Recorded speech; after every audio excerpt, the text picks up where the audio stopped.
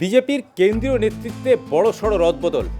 একদিকে যেমন বিজেপির কেন্দ্রীয় নেতৃত্বে জায়গা পেলেন অভিজ্ঞরা অর্থাৎ প্রবীণরা, ঠিক তার পাশাপাশি নতুন তরুণ প্রজন্মকেও বিজেপির এই সাংগঠনিক রদবদলে নিয়ে আসা হয়েছে। অর্থাৎ নবীন প্রবীণের একটা মেলবন্ধন তৈরি করা হয়েছে জাতীয় বিজেপির বলা যায় সাংগঠনিক ক্ষেত্রে।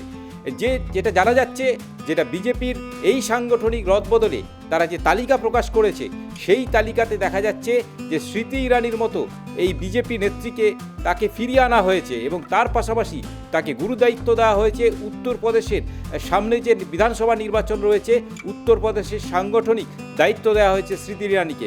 এবং এই বিজেপির যে রদবদল, সাংগঠনিক রদবদল, সেই সাংগঠনিক রদবদল যদি দেখা যায় তাহলে কিন্তু জাতীয় সভাপতি করা হয়েছে 13 জনকে এবং তার পাশাপাশি জাতীয় সাধারণ সম্পাদক করা হয়েছে 8 জনকে, জাতীয় সম্পাদক করা হয়েছে 16 জনকে।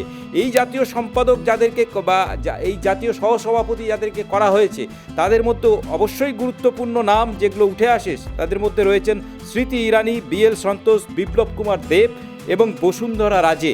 যেটা জানিয়ে রাখি যে এই স্মৃতি ইরানিকে জাতীয় সাধারণ সম্পাদকের পাশাপাশি উত্তরপ্রদেশের অতিরিক্ত দায়িত্ব দেওয়া হয়েছে এবং তার পাশাপাশি বিপ্লব কুমার দেব ত্রিপুরার প্রাক্তন মুখ্যমন্ত্রী, পশ্চিমবঙ্গে বিধানসভা নির্বাচনে যিনি গুরুদায়িত্ব পালন করেছিলেন, সেই বিপ্লব কুমার দেবকে তাকেও জাতীয় বলা যায় যে তাকে জাতীয় সম্পাদক, সাধারণ সম্পাদক করা হয়েছে এবং তার পাশাপাশি IT সেল থেকে অমিত মালবিয়াকে সরিয়ে দায়িত্ব দেওয়া হয়েছে দীপক মাহাস্কেকে।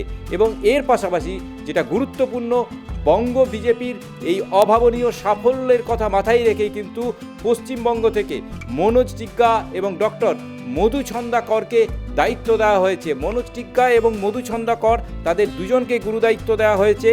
যেমন যেটা জানা যাচ্ছে যে মনোজ টিগ্গাকে জাতীয় সম্পাদক করা হয়েছে এবং ডক্টর মধু ছন্দাকরকে জাতীয় সহসভাপতির দায়িত্ব দেওয়া হয়েছে। অর্থাৎ বলা যায় যে সামনেই যে 2029-এর লোকসভা নির্বাচন রয়েছে, সে কথা মাথায় রেখে নীতিন নবীন তার যে একটা টিম বলা যায়, সেই টিম তিনি যেমন সাজিয়ে নিলেন জাতীয় ক্ষেত্রে, তার পাশাপাশি আগামী বছর যে সমস্ত রাজ্যে বিধানসভা নির্বাচন রয়েছে তার মধ্যে অবশ্যই উল্লেখযোগ্য উত্তরপ্রদেশ, পাঞ্জাব, গোয়া, মণিপুর এবং গুজরাটের মতো রাজ্য রয়েছে।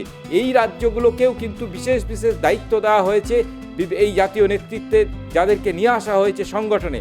অর্থাৎ সব দিক থেকে দেখতে গেলে সামনে নির্বাচনের কথা মাথায় রেখে নীতিন নবীন তার বলা যায় যে একটা টিম নতুনভাবে তিনি সাজিয়ে নিলেন এবং এই জাতীয় স্তরে সাংগঠনিক বড় রদবদল, এটা কিন্তু অবশ্যই আগামী দিনে বিজেপির বলা যায় যে সাংগঠনিক ক্ষেত্রে তারা যে নির্বাচনকে সামনে রেখে, নির্বাচনকে যে রাজ্যে নির্বাচন রয়েছে তার পাশাপাশি লোকসভার নির্বাচন, সেই কথা মাথায় রেখেই কিন্তু এই বড়সড় সাংগঠনিক রদবদল সেরে ফেলল বিজেপির শীর্ষ নেতৃত্ব।